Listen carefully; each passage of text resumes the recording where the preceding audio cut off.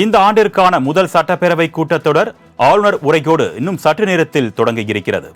இதுகுறித்த கூடுதல் விவரங்களை எமது செய்தியாளர் ஷெலினா நேரலையில் வழங்க காத்திருக்கிறார். அவரிடம் தகவல்களை கேட்டு பெறலாம். வணக்கம் ஷெலினா, ஆளுநர் உரை கூட இன்றைய முதல் நாள் சட்டப்பேரவை கூட்டத்தொடர் வேற என்னென்ன முக்கிய அம்சங்கள் இடம்பெற வாய்ப்பு இருக்கு? விவரங்கள்.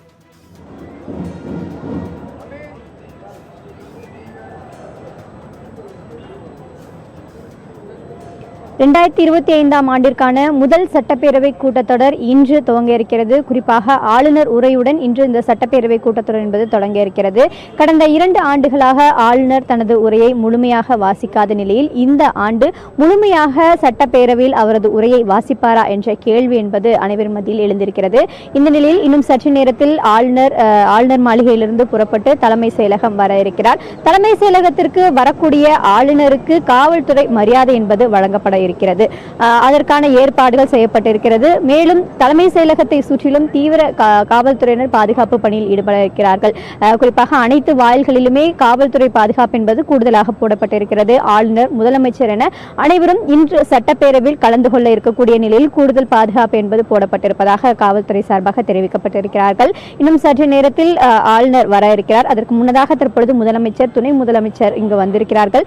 ஆளுநருக்கு காவல்துறை மரியாதை என்பது வழங்கப்பட்ட பிறகாக சபாநாயகர் நேரடியாக வந்து ஆளுநரை வரவேற்று சட்டப்பேரவையில் இருக்கக்கூடிய அந்த அறைக்கு அழைத்து செல்லப்படுவார். அதன் தொடர்ச்சியாக இன்று சட்டப்பேரவை கூட்டத்தொடர் என்பது தொடங்க இருக்கிறது. குறிப்பாக இந்த ஆண்டிற்கான முதல் சட்டப்பேரவை கூட்டத்தொடர் என்பது ஆண்டுதோறுமே வழக்கம் போல ஆளுநர் உரையோடு தொடங்கும்.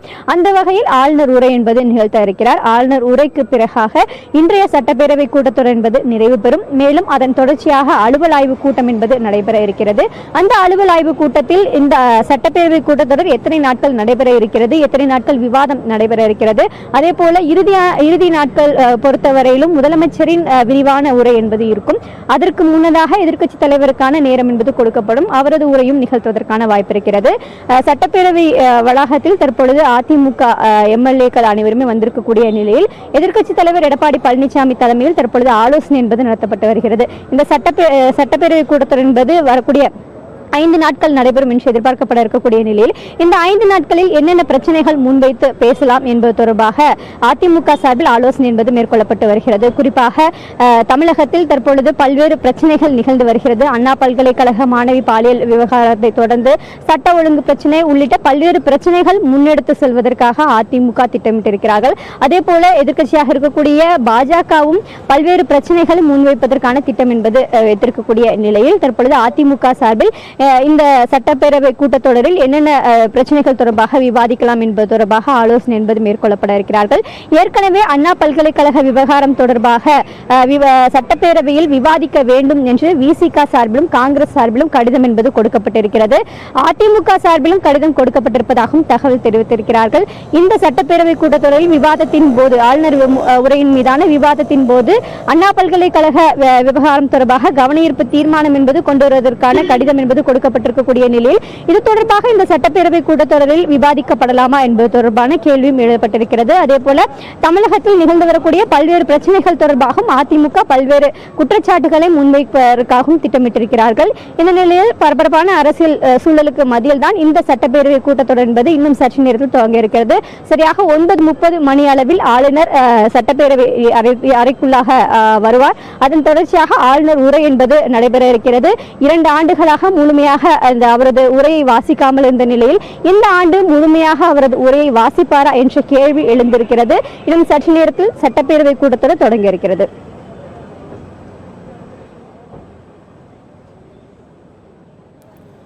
ஷெலினா, ஆளுநர் தன்னுடைய உரையை முழுவதுமாக வாசிப்பாரா அப்படின்ற கேள்வி ஒரு பக்கம் எழுந்திருக்கக்கூடிய நிலையில இந்த அண்ணா பல்கலைக்கழக பாலியல் வன்கொடுமை சம்பவம் தொடர்பாக ஆளுநர் இந்த சட்டப்பேரவை கூட்டத்தொடரில் பேசுறதுக்கு வாய்ப்பு இருக்கிறதாவும் சொல்லப்படுது. அது குறித்தான உறுதியான தகவல் ஏதேனும் வெளியாயிருக்கா?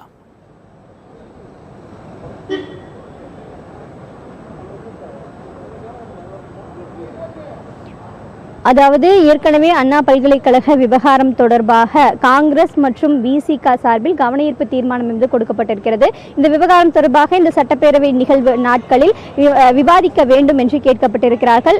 இருந்தாலும் கூட ஆளுநர் ஏற்கனவே அண்ணா பல்கலைக்கழக விவகாரம் தொடர்பாக அண்ணா பல்கலைக்கழகத்திற்கு நேரடியாக சென்று அங்கு இந்த நடைபெற்ற சம்பவம் தொடர்பாக அங்கு இருக்கக்கூடிய மாணவர்களிடம் தனித்தனியாக ஆலோசனை மேற்கொண்டிருக்கிறார். அதே போல அங்கு இருக்கக்கூடிய ஆசிரியர்கள் பேராசிரியர்களுடனும் கூட ஆளுநர் தனியாக ஆலோசனை மேற்கொள்ளப்பட்டிருக்கக்கூடிய நிலையில் அது தொடர்பாக தற்போது வரையிலும் எந்த தகவலும் வெளியிடாமல் இருக்கிறார்கள். இந்த நிலையில் இது தொடர்பாக இன்று சட்ட ஒழுங்கு அதே போல அண்ணா பல்கலைக்கழக விவகாரம் தொடர்பாக பேசுவதற்கான வாய்ப்புகள் இருப்பதாக தான் கருதப்படுகிறது. ஆனால் ஆளுநருக்கு கொடுக்கப்பட்டிருக்கக்கூடிய உரையை மட்டும்தான் சட்டப்பேரவையில் வாசிக்க வேண்டும் என்ற விதி என்பது இருக்கிறது.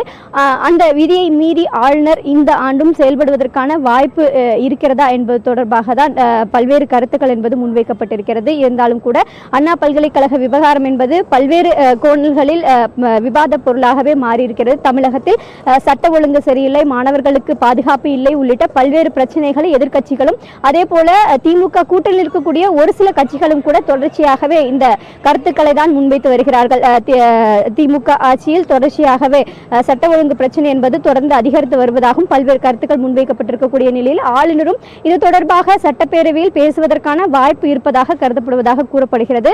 இருந்தாலும் கூட அவருக்கு கொடுக்கப்படக்கூடிய உரையை முழுமையாக வாசிப்பாரா அல்லது அதை தவிர்த்து வேறு அண்ணா பல்கலைக்கழகம் உள்ளிட்ட பல்வேறு விவகாரம் தொடர்பாக அவர் பேசுவதற்கான வாய்ப்பு இருக்கிறதா என்பது தொடர்பாக இன்னும் சற்று நேரத்தில் பொறுத்திருந்துதான் பார்க்க வேண்டும். சரியாக 9:30 மணி அளவில் ஆளுநர் சட்டப்பேரவைக்கு வருகை தர இருக்கிறார். அதற்கு முன்னதாக வெளியே அவருக்கு காவல்துறை அணிவகுப்பு மரியாதை என்பது செய்யப்பட இருக்கிறது. சபாநாயகர் நேரடியாக அவரை அழைத்து செல்வதற்கான ஏற்பாடுகள் செய்யப்பட்டிருக்கிறது. முதலமைச்சர் அதனை தொடர்ந்து அவருக்கு பூங்கொத்து கொடுத்து உள்ளே அழைத்து செல்வார் என்பதுதான் வழக்கமான விதிமுறையாக இருக்கிறது. அதனை பின்பற்றி அவர் சட்டப்பேரவை அறைக்கு சென்று அவரது உரையை வாசிக்க இருக்கிறார். இன்னும் சற்று நேரத்தில் அந்த அவருடைய உரை என்பது நடைபெற இருக்கிறது. சட்டப்பேரவையின் இந்த ஆண்டிற்கான சட்டப்பேரவையின் முதல் கூட்டத்தொடர் என்பது தொடங்கி இருக்கிறது. அதன் தொடர்ச்சியாக எத்தனை நாட்கள் இந்த சட்டப்பேரவை கூட்டத்தொடர் என்பது நடைபெறும் என்பது தொடர்பான விரிவான விவரங்களை தெரிவிக்கிறார்கள் என்று எதிர்பார்க்கப்படுகிறது. நாளை மறைந்த சட்டமன்ற உறுப்பினர் EVKS இளங்கோவன் அவர்களின் இரங்கல் தீர்மானம் என்பது வாசிக்கப்படும். அன்று அந்த இரங்கல் தீர்மானத்திற்கு பிறகாக அவை ஒத்திவைக்கப்படும் என்று தெரிவிக்கப்பட்டிருக்கிறார்கள். அதன் தொடர்ச்சியாக எத்தனை நாட்கள் சட்டப்பேரவை கூட்டத்தொடர் என்பது நடைபெற இருக்கிறது என்பது தொடர்பாக அலுவல் ஆய்வு கூட்டத்தில் கூடி முடிவெடுக்கப்படும் என்று எதிர்பார்க்கப்படுகிறது.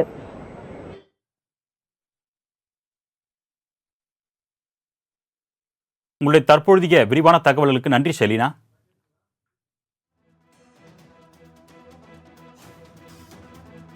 இந்த ஆண்டிற்கான முதல் சட்டப்பேரவை கூட்டத்தொடர் இன்னும் சற்று நேரத்தில் தொடங்க இருக்கிறது. முதலமைச்சர் மு.க. ஸ்டாலின், துணை முதலமைச்சர் உதயநிதி ஸ்டாலின் ஆகியோர் வருகை தந்திருக்கக்கூடிய நிலையில் சட்டமன்ற உறுப்பினர்கள் தற்பொழுது வருகை தந்து கொண்டிருக்கிறார்கள். அதன் காட்சிகளை நாம் அண்மை செய்தியாக பார்த்துக் கொண்டிருக்கிறோம். ஆளுநர் உரையுடன் இன்றைய சட்டப்பேரவை கூட்டத்தொடர் தொடங்க இருக்கிறது. அதன் பின்பாக இன்று பிற்பகலில் சபாநாயகர் அப்பாவு தலைமையில் அலுவல் ஆய்வுக்குழு கூட்டம் கூடி எத்தனை நாட்கள் இந்த சட்டப்பேரவை கூட்டத்தொடர் நடத்தலாம் என்பது தொடர்பாக முடிவு செய்யப்பட்டு அறிவிக்கப்படும். அந்த வகையில் இன்றைய சட்டப்பேரவை கூட்டத்தொடரில் பெரும்பாலான எதிர்பார்ப்புகள் எழுந்திருக்கிறது. குறிப்பாக ஆளுநர் தனது உரையை முழுவதுமாக வாசிப்பாரா என்ற கேள்வியும் எழுந்திருக்கிறது.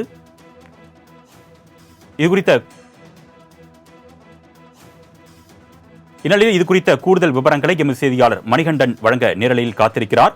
வணக்கம் மணிகண்டன், இன்றைய சட்டப்பேரவை கூட்டத்தொடரில் என்னென்ன முக்கிய அம்சங்கள் இடம்பெற வாய்ப்பு இருக்கு?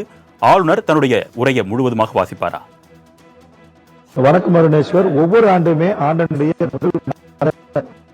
முதல் ஆளுநர் உரையுடன் தொடங்கப்படுவது சட்டப்பேரவையோட மரபு. அந்த அளவுல இந்த ஆண்டிற்கான முதல் கூட்டத்தொடர் இன்று துவங்குகிறது. இந்த ஆண்டிற்கான இந்த கூட்டத்தொடர் எத்தனை நாட்கள் நடைபெறும் என்பது இன்றைய ஆளுநர் உரைக்கு பிறகாக நடைபெறக்கூடிய அலுவல் ஆய்வு கூட்டத்து குழுவில் முடிவு செய்யப்படும். அதற்கு முன்பாக சரியாக 9 மணிக்கு ஆளுநர் மாளிகையிலிருந்து புறப்பட்டு 9:20 25 மணிக்குள்ளாக ஆளுநர் சட்டப்பேரவைக்கு வருகை தர இருக்கிறார். அவருக்கு தமிழ்நாடு காவல்துறையின் சார்பில் கார்ட் ஆஃப் ஆனர் கொடுக்கப்பட்டு வரவேற்கப்பட இருக்கிறது. சட்டப்பேரவையுடைய சபாநாயகர் அப்பாவு நேரடியாக வாசலுக்கு வந்து அவர் வரவேற்று சட்டப்பேரவைக்குள்ள கொண்டு அழைத்து செல்வது மரபாக பார்க்கப்படுகிறது. இதற்கு முன்பாக தமிழ்நாடு முதலமைச்சரும் துணை முதலமைச்சரும் சற்று முன்பாக சட்டப்பேரவைக்கு வருகை தந்திருக்கின்றனர். சரியாக 9:30 மணி அளவில் இன்றைய நாளுக்கான இந்த ஆண்டுக்கான முதல் சட்டப்பேரவை கூட்டத்தொடரின் முதல் நாள் துவங்க இருக்கிறது. முதல்ல தமிழ்த்தாய் வாழ்த்துடன் துவங்கக்கூடிய இந்த சட்டப்பேரவையில் ஆளுநர் உரை என்பது இடம்பெற இருக்கிறது. ஆளுநர் உரை முழுவதுமாக ஆங்கிலத்தில் வாசிக்கப்படும். அதற்கு பின்பாக அதனுடைய தமிழாக்கத்தை சட்டப்பேரவையின் சபாநாயகர் அப்பாவு தமிழ்ல வாசிப்பார். அதற்கு பிறகாக சட்டப்பேரவை இன்றைய நாளுக்கு ஒத்திவைக்கப்பட்டு அலுவலாய்வு கூட்டம் நடைபெறும். கடந்த 2 ஆண்டுகளாக ஆளுநரை பொறுத்தவரையில முதல் ஆண்டு குறிப்பிட்ட சில வரிகளையும் சில வார்த்தைகளையும் ஆளுநர் நீக்கிவிட்டு வாசித்தது மிக இருந்தது 2023ஆம் ஆண்டு. அதனைத் தொடர்ந்து கடந்த ஆண்டு 2024ஆம் ஆண்டு முதல் பக்கத்தை மட்டும் வாசித்துவிட்டு தன்னுடைய உரையை முடித்துக் கொள்வதாக ஆளுநர் தெரிவித்த உடனே சட்டப்பேரவைக்குள்ளேயே பெரிய பரபரப்பு ஏற்பட்டது. அதே ஆளுநரை கண்டித்து ஆளுநர் முன்னிலையிலேயே தமிழ்நாடு அரசின் சார்பில் தீர்மானம் என்பதும் நிறைவேற்றப்பட்டது பார்த்திருந்தோம். இந்த நிலையில கடந்த 2 ஆண்டுகளைப் போல இல்லாமல் சுமூகமாக இந்த ஆண்டு ஆளுநர் உரை நிகழுமா என்ற எதிர்பார்ப்பு பெரிய அளவில் எழுந்திருக்கிறது. அதிமுக உள்ளிட்ட எதிர்க்கட்சிகளுடைய சட்டமன்ற உறுப்பினர்களும் தொடர்ந்து தற்போது சட்டப்பேரவைக்கு வருகை தந்திருக்கிறார். சரியாக 9:20 மணி அளவில் சட்டப்பேரவைக்கு வரக்கூடிய ஆளுநரை வரவேற்பதற்கான அந்த காவல்துறை கார்ட் ஆஃப் ஆனர் டீமும் தயார் நிலையில் இருக்கிறது. இந்த நிலையில வரக்கூடிய ஆளுநரை வரவேற்பதற்காக சட்டப்பேரவை சபாநாயகர் இன்னும் சிறிது நேரத்தில் சட்டப்பேரவைக்கு வருகை தர இருக்கிறார். கடந்த 2 ஆண்டுகளைப் போல இல்லாத அளவிற்கு இந்த ஆண்டு எந்த அளவுக்கான ஆளுநர் உரை என்பது இருக்கும் என்ற எதிர்பார்ப்பு இருக்கிறது. இந்த நிலையில சட்டப்பேரவையை இருக்கக்கூடிய அனைத்து நுழைவாயில்களும் கூடுதல் காவலர்கள் காவல் பணியில் ஈடுபடுத்தப்பட்டிருக்கின்றனர். தீவிர சோதனை என்பது முன்னெடுக்கப்பட்டிருக்கிறது.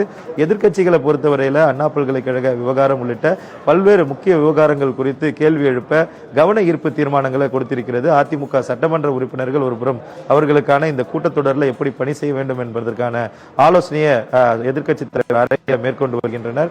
அது மட்டுமல்லாமல் விவகாரங்கள் கவன ஈர்ப்பு தீர்மானங்கள் எதிர்க்கட்சிகள் கொடுத்து